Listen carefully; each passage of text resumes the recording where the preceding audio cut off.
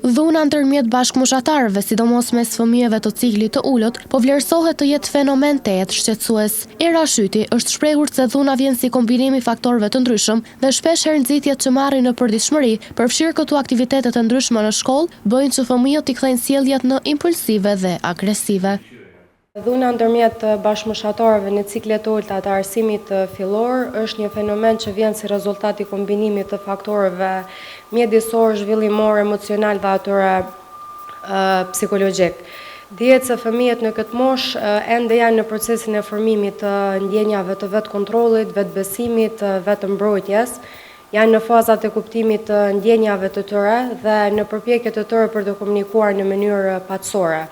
Dhe shpesh nxitjet që i marrin në situatat e jetës së përditshme si ndarja materialeve, marrja radhës, konkurenca për vëmendje, e bën një fëmijë që lehtësisht mi kthy sjelljet në agresive dhe në sjellje impulsive. Shyti tha se edhe edukata në familje luan një rol të rëndësishëm sepse fëmijët janë imitues të sjelljeve dhe ato që e shohin do ta përçojnë në ambientet tjera.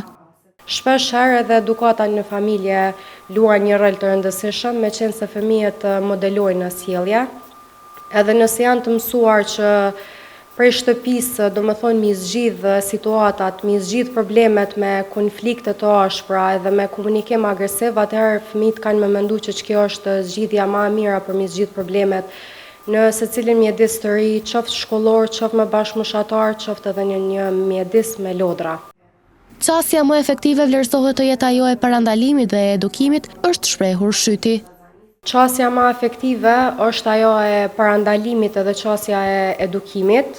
Dihet se sa më herë që fëmijët i pajisin me edukatë të shëndetshme sociale dhe emocionale, atëherë komu rrit mirëqenia e fëmijëve nëpër shkolla, edhe komu reduktu dhuna, komunikimet agresive, ndëshkimet e rrepta e kështu me radhë.